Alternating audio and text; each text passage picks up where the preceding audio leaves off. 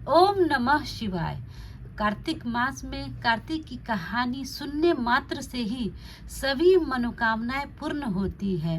मनुष्य को सभी दोषों से मुक्ति मिलती है। चलिए हम आरंभ करते हैं कार्तिक मास की कहानी। तो कहानी आरंभ। एक बूढ़ा था, उसकी 7 बहुएं थी। वह अपनी बहुएं से कहने लगा, मेरा तो कार्तिक नहाने का मन है, क्या तुम निभा दोगी?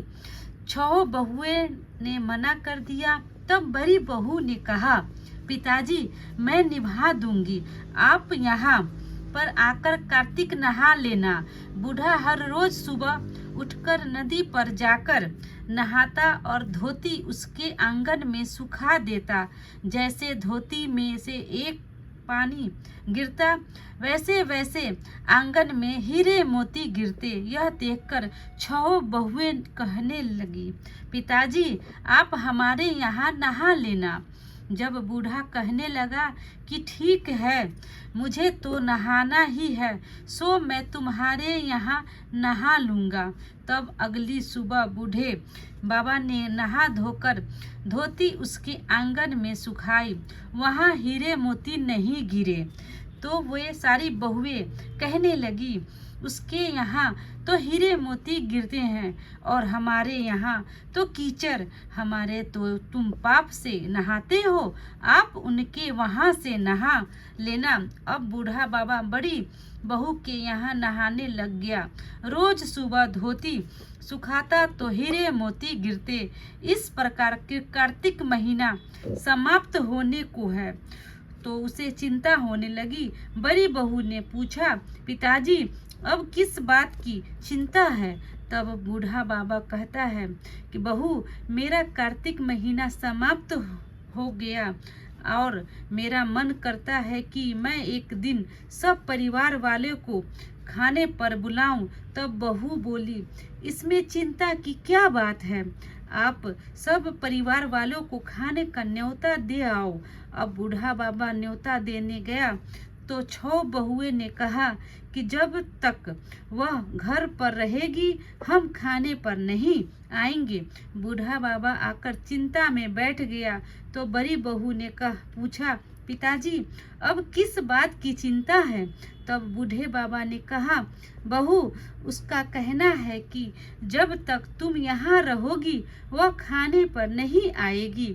तब बड़ी बहू बोली, इसमें चिंता की क्या बात है, मैं 4 रोटी खेत पर चली जाती हूँ, अब न्योता से आओ। वे सारी बहुएं आई। उन्होंने कुछ तो खाना खाया और बचे हुए खाने में मिट्टी कंकड़ डाल गई। उन्होंने सोचा कि अब आकर परेशान होगी। यहाँ बड़ी बहू खेत में यह कह गई थी कि राम जी, चिड़िया राम जी का खेत, चुग लो चिड़िया भर पेट। मेरे ससुरे ने घर में जगह दी है और मैंने खेत में। इस प्रकार वह चिड़िया को बाजरी डालकर घर आ गई। तब बूढ़ा बाबा उदास बैठा हुआ था। वह बोली, पिताजी क्या हुआ, आप इतने उदास क्यों हो?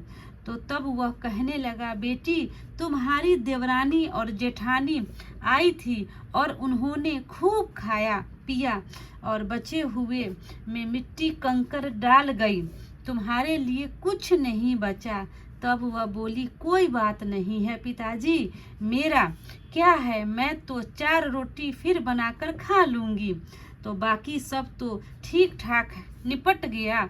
वह बोली कि हाँ, बाकी सब तो बहुत अच्छे से निपट गया, कुछ कम नहीं पड़ा। बहू अंदर गई तो जाकर देखती है कि जिस खाने में वह मिट्टी कंकड़ डाल गई उसमें हीरे मोती बिखरे पड़े हैं और घर महल हो गया, सारा धन दौलत से भर गया, अन्न के भंडार भर गए। तब उसने ससुर से कहा, पिताजी आप तो कह रहे हैं थे कि तुम्हारे लिए तो कुछ भी नहीं, मेरा घर तो हीरे मोतियों से भर गया, जहाँ देखूं वहाँ धन दौलत की वर्षा हो रही है, अन्न के भंडार भरे हुए हैं, घर महल हो गया है। बूढ़े बाबा ने कहा, बेटी तुमने कार्तिक सत्य में निभाया है था। उसने पाप से कार्तिक देवता तुम पर प्रसन्न हुए तो उसकी कृपा से तुम्हारा घर भर गया, और जैसे कार्तिक देवता उस पर बरसे हैं वैसे सब पर बरसे। जय कार्तिक देवता की जय।